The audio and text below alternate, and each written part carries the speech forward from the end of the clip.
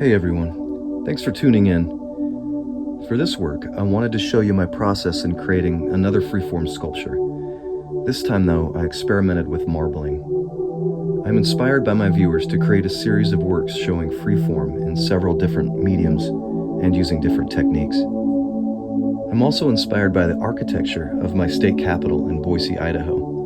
All my life I assumed these beautiful pillars were made from imported marble, and recently found they were made from marbling techniques in plaster. Learning this, I'm inspired to experiment with marbling in plaster.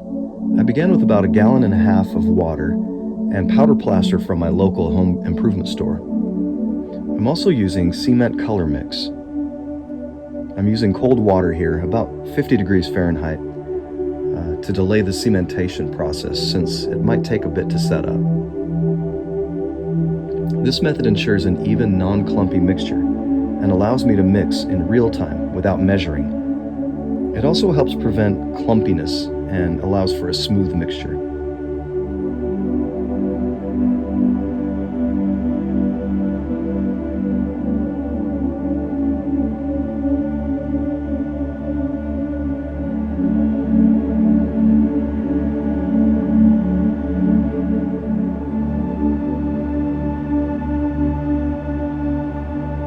Once the island forms, I add more plaster to the surrounding areas.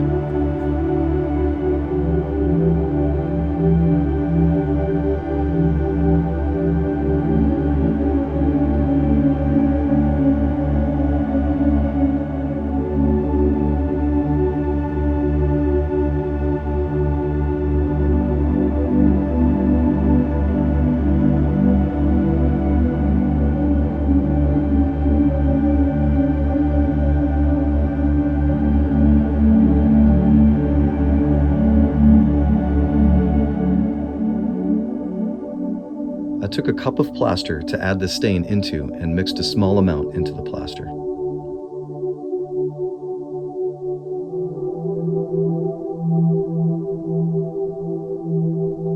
I wanted to add a couple different tones, so I also mixed up a lighter, more subtle tone. I poured the unmixed plaster into a black garbage bag.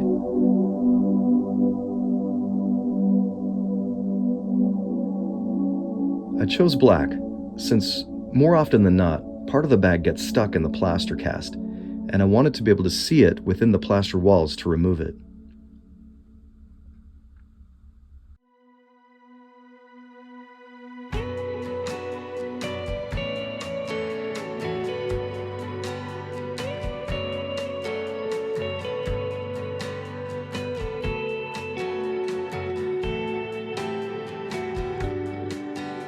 I added the 2 different tones of mixed plaster into the main plaster body.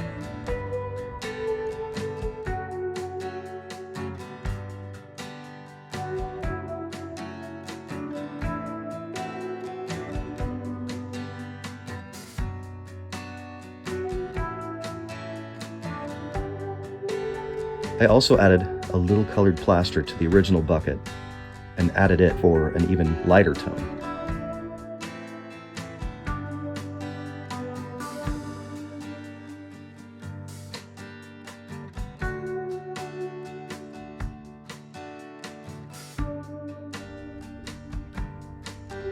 To get the marbling moved throughout the body, I moved the bag around and stirred it slightly.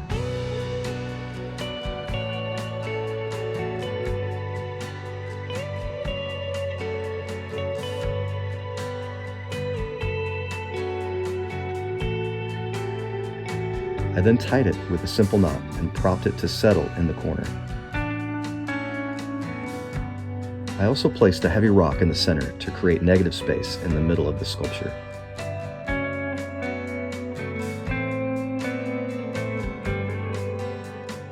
After 2 hours, the plaster had fully set up.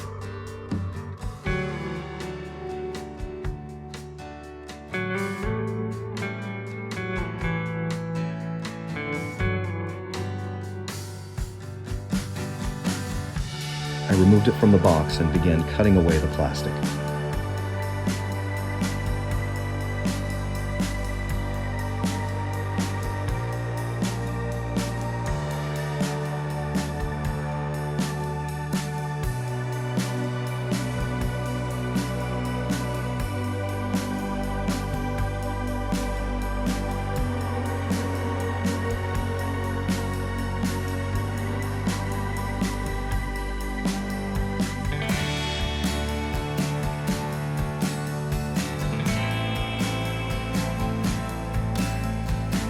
As predicted, some of the plastic folds got stuck in the plaster body.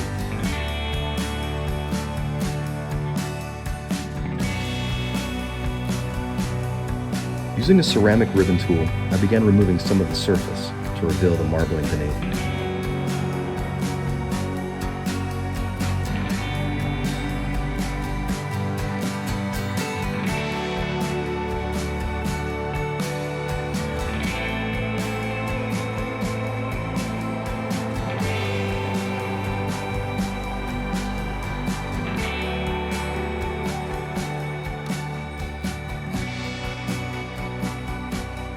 Most of the carving was done with a wood carving chisel.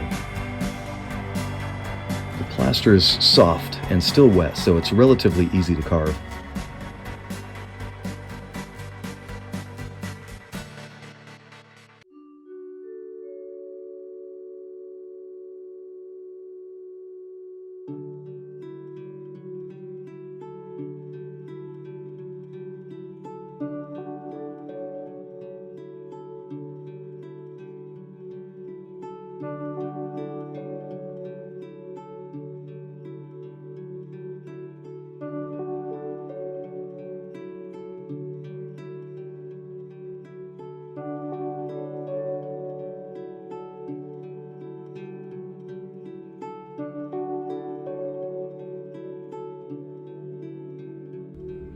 I didn't have a plan for the sculpture when I started.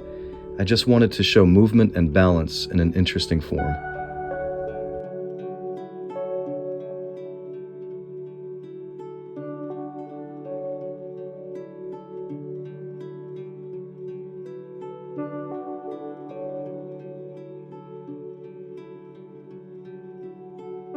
I wanted to channel natural features like sand-weathered stone, or the curved nuances of bone, or the way wind and water shape dunes.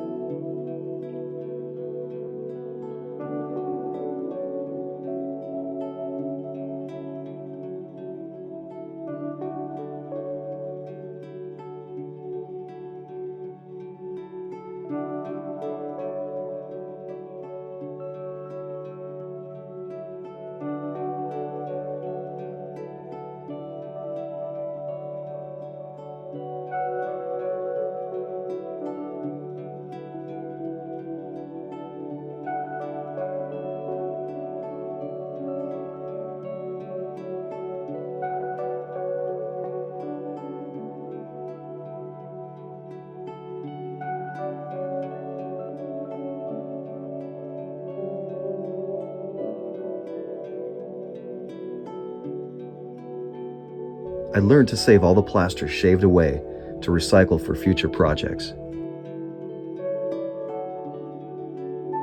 I recycle it by cooking out the water, smashing it back into a powder, and cooking it again. This reactivates the cementation properties.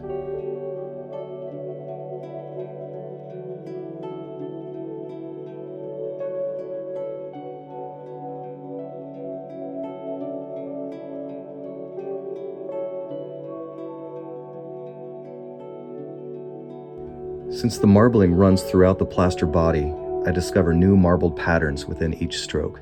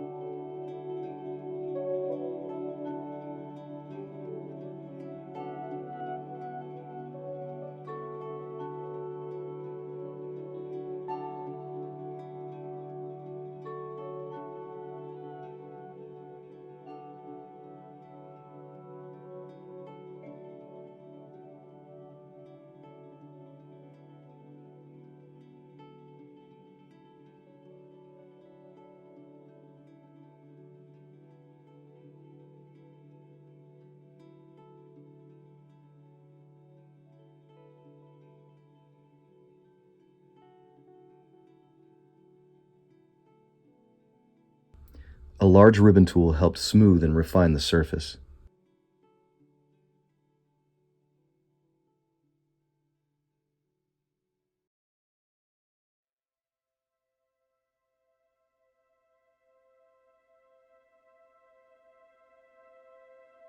There were areas where the plastic ran deep, so I had to spend some time digging it out with an X-Acto blade.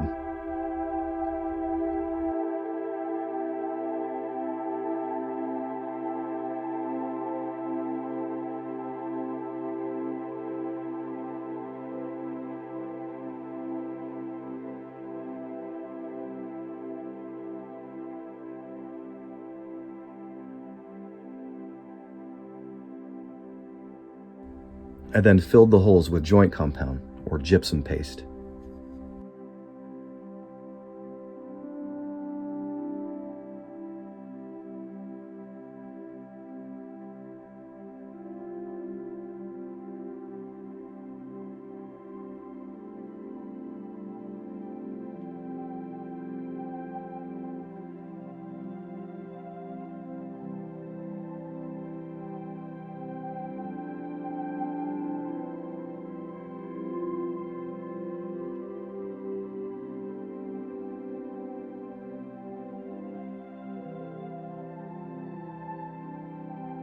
Once the sculpture was dry, I was able to sand it to a smooth finish using more coarse sandpaper to start and finishing with a fine-grained sandpaper.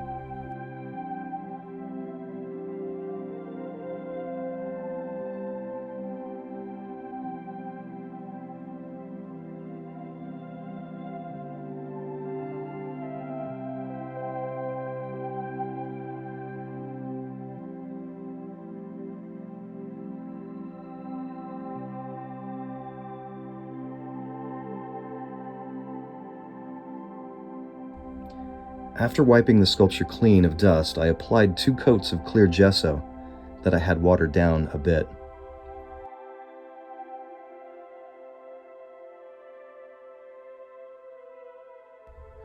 This helps seal the sculpture and brings out more of the marbling.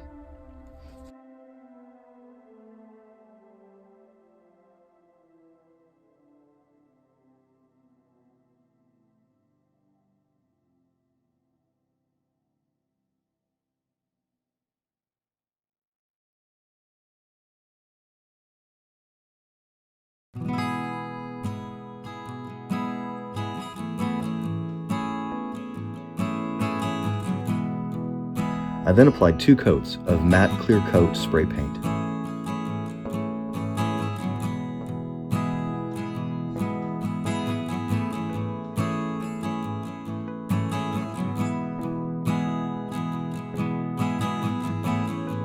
I used crystal clear epoxy resin as a base to secure the sculpture vertically. I help remove the bubbles from the resin by tapping it on the table and letting the bubbles rise. Then I use a torch to pop them for a glassy surface.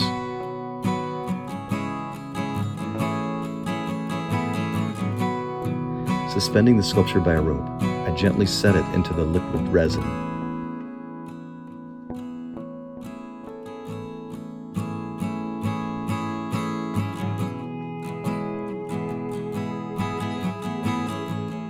After about 12 hours, I cut the rope and removed the silicone mold.